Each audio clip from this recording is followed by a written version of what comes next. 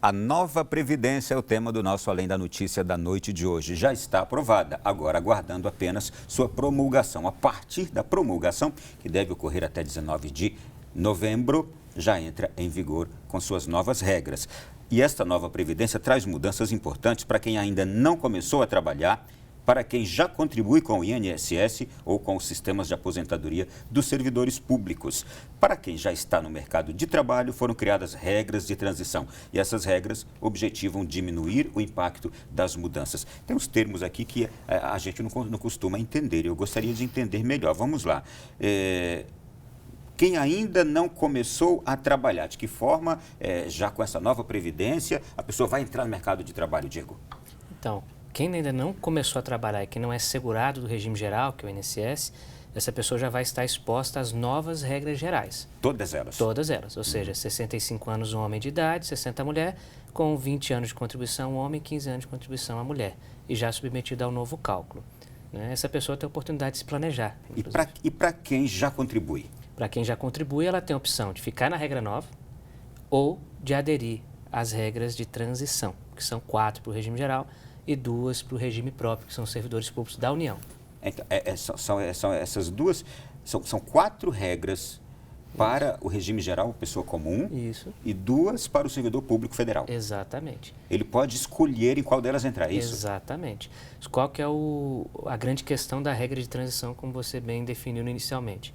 A regra de transição ela serve para suavizar o acesso ao benefício e garantir o acesso a regras que estavam já anteriores. É uma forma de preservar um pouco a confiança e o planejamento que foi feito. Nessa reforma, porém, para os servidores públicos, isso foi resguardado com a integralidade e paridade em 2 das regras. Tá? Já para o regime geral, não. Para o regime geral, a nova metodologia de cálculo, que reduz bastante a regra, já é aplicada de imediato.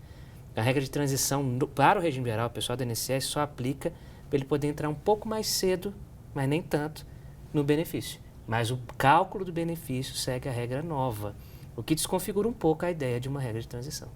Bom, a gente aqui está percebendo que, eu estou percebendo que tem algumas categorias, elas ainda ficaram em aberto. Por exemplo, os militares, não é? Os militares não entraram ainda nessa regra da nova Previdência. Eles terão uma Previdência própria, não é, Gabriela?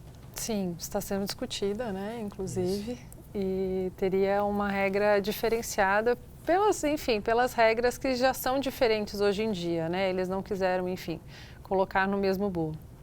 Tá, como analisar esses casos especiais, Diego? Os militares, e aqui eu pergunto agora também, que talvez seja dúvida, os políticos entraram? Sim, na reforma da Previdência? Vamos lá. Primeiro, os militares, eles estão indo para um projeto de lei, não nessa reforma, né? Essa reforma é uma emenda à Constituição, e os militares, eles têm uma discussão doutrinária se eles têm previdência, porque eles fazem parte mesmo de um regime jurídico ligado ao direito administrativo. O militar não se aposenta, ele entra para a reserva remunerada e pode voltar, tanto que para eles ainda é garantida a integralidade e paridade dos vencimentos. Tá? O que contradiz um pouco com a reforma, porque nós estamos num momento de cerceamento de direitos, de redução de despesa, e para o militar, neste projeto, nós fizemos foi aumentar o soldo, além de aumentar um pouco o tempo de contribuição.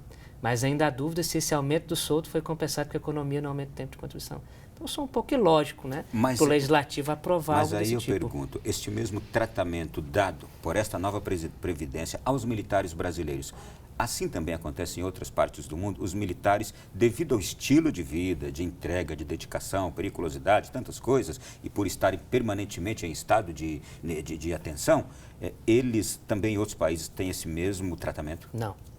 Em alguns países, ainda de terceiro mundo, talvez, mas os mais evoluídos não. Os Estados Unidos, por exemplo, fez uma reforma recente, nos últimos 5 anos, onde ele criou o regime complementar para os próprios militares.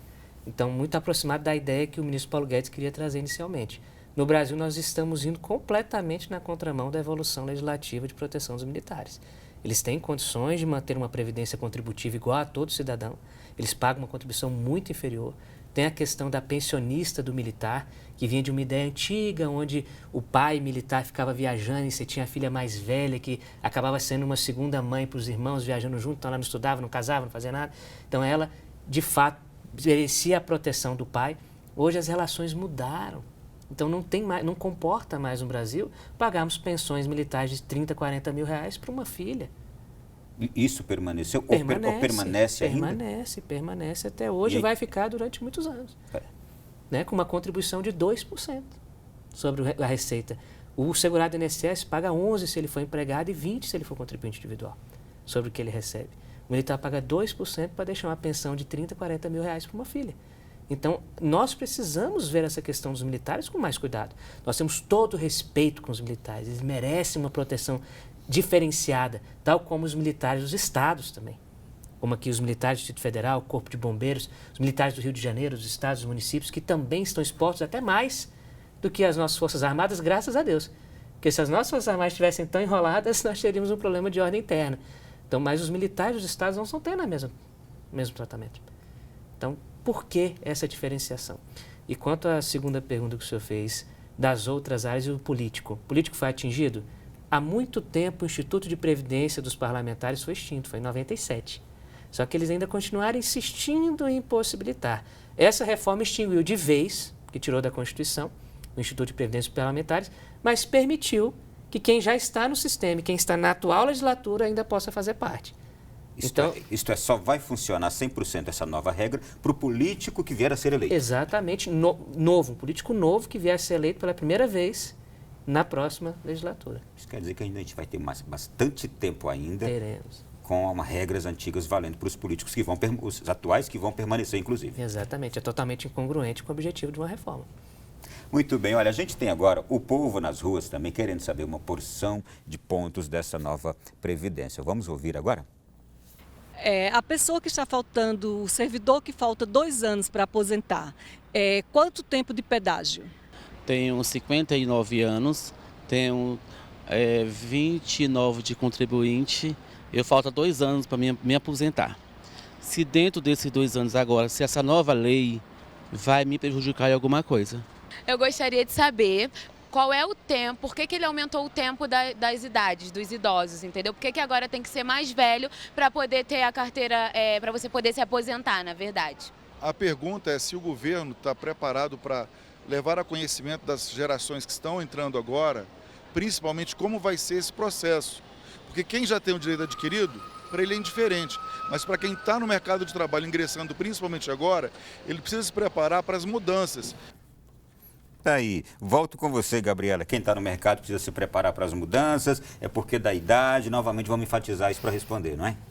Sim, na verdade, tem que se analisar as regras de transição, né? Ali tivemos tanto uma servidora pública e pelo que eu entendi, da iniciativa privada perguntando essa questão da transição.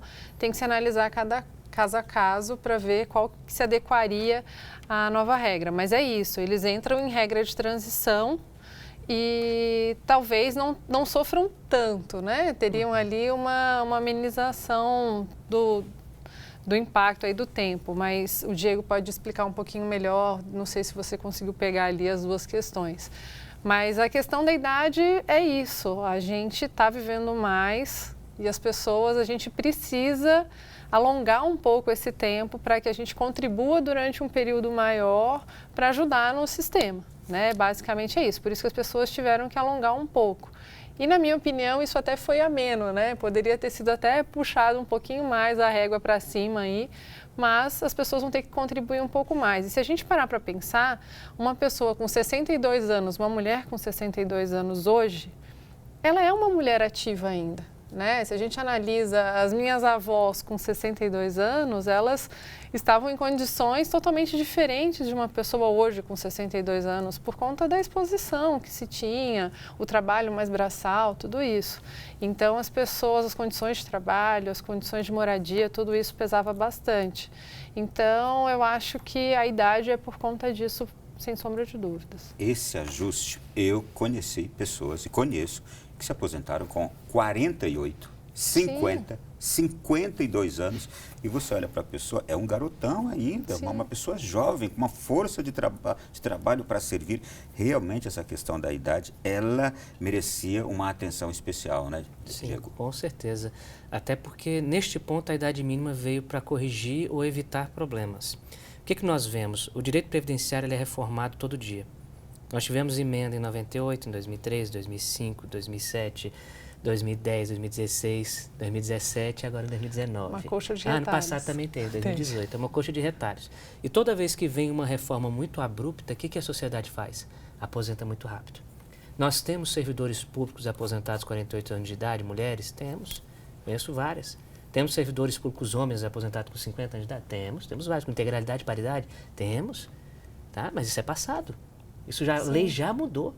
O servidor público que entra no serviço público depois de 2013, ele já não recebe mais integralidade e paridade, o salário dele está limitado no teto do regime geral. Tá? Então, essas coisas já haviam sido corrigidas, esses problemas. Agora, impor idade mínima evita a correria na aposentadoria, que é o que nós estamos vendo hoje. Vem uma nova regra, as pessoas ficam desesperadas. Meu Deus, eu tenho que aposentar porque vai reduzir demais, e não é bem assim. A pessoa deve procurar uma consultoria, ir com calma, ver se é o momento certo. Eu tenho tias que se aposentaram na reforma de 98, foi promovida pelo governo Fernando Henrique, que hoje se amarguram demais. Aposentaram com 70% do salário e hoje não conseguem viver com o que recebem. Então, isso, nas minhas tias, tem vários casos de vários outros clientes na mesma situação, e isso está se repetindo agora. As pessoas correndo para pegar uma aposentadoria sem pensar no futuro. Tem que ter calma, procurar um aconselhamento jurídico, um aconselhamento econômico antes de tomar a decisão. Olha, eu tenho uma porção de perguntas aqui, são muito de nível pessoal. São questões, por exemplo, que contam muito da sua história, do seu tempo de contribuição, da sua idade. É uma questão de cálculo que fica difícil aqui também da gente abordar, não é? Mas trago apenas um exemplo aqui, Diego. Olha, Celina, do DF, disse que tem 51 anos de idade, 25 de contribuição. Quando posso me aposentar? Esses cálculos ficam fáceis de serem feitos agora com a nova regra. Lá de João Pessoa, na Paraíba, quero me aposentar por tempo de serviço que sobrou de uma outra aposentadoria, que seria por 15 anos. Estava com são questões muito pessoais e particulares, que eu acho que exigem cálculos, não é? Tratar de coisas bem, no caso, pessoais. Sim, exatamente. Mas para a dona Celina, por exemplo, ela tem 51 anos de idade e 25 de contribuição. É isso. Ela teria que, no mínimo, ter 30 anos de contribuição, que faria ela ter 56 de idade. Pelas novas regras de transição, ela não conseguiria se enquadrar em tese um benefício tão cedo. Ou ela completa os 30 anos de contribuição e completa pontos, ou ela completa os 30 anos, completa idade, ou ela completa os 30 anos. De qualquer forma, ela vai ter que completar os 30 anos. Então, ela vai ter que esperar, no mínimo, esses 5 anos chegar para receber um benefício no cálculo novo, que exige 60% da média, com mais 2% a cada ano a contar dos 20 anos para a mulher. Ou seja, a mulher tem que ter 35 anos de contribuição para receber 100% da aposentadoria. No caso da dona Celina, ela vai receber 90%. Puxa vida. Olha, tem alguns outros casos. Sou Vilma Lisboa Lima, de Aracaju. Quem nunca trabalhou com a carteira assinada tem como se aposentar? Não. Infelizmente, não. Porque tem aquela questão, carteira assinada, mas contribuiu por fora. Se a pessoa nunca contribuiu para o INSS, ela não vai se aposentar. Ela vai receber um benefício que é pago pelo INSS, chama benefício assistencial, que pode ser ao idoso ou à pessoa com deficiência. Ao idoso maior de 65 anos, seja homem ou mulher, esse benefício é no valor de um salário mínimo, não tem 13º, mas é para famílias miseravelmente pobres, cuja renda familiar tem que ser inferior, em tese, a 1/4 de salário mínimo por pessoa dentro da casa. Um outro caso aqui, olha, o benefício de pensão por morte é destinado a dependentes de segurados da Previdência, como filhos menores de 21 anos e cônjuges, entre outros. Havendo dependente inválido ou deficiente, o valor do benefício será de 100% da aposentadoria que o falecido recebia ou que teria direito. Tudo isso está preservado na nova Previdência? Mudou? Mudou. Mudou. Eu acredito que o Diego vai explicar melhor do que eu, mas teve uma mudança significativa nessa questão. Essa questão da pessoa com deficiência e com doença grave, que antes integralizava, hoje não mais. Tá? Então, até porque antes a pensão por morte, em especial no regime geral, que é o INSS, onde está a massa mais pobre da sociedade, ela era integral, não tinham-se cotas. Hoje a pensão por morte, ela equivale à cota de 50%, uma cota familiar de 50%, mais 10% por dependente, né? Fora o cálculo. Em vias de regra geral de cálculo, Ronaldo, a pensão por morte caiu em torno de 60% do valor da regra de hoje. Então, essas pessoas vão ser muito prejudicadas e tem que tomar muito cuidado. Lembrando ainda que para o servidor público a pensão por morte pode ficar até inferior a um salário mínimo. E isso é um pouco contraditório porque eu acompanhei de perto a reforma e o senador Tasso Gereissati foi levantado para ele a questão das pessoas com deficiência, a questão das pessoas com doença grave. Ele falou, realmente tem um problema que nós precisamos resolver.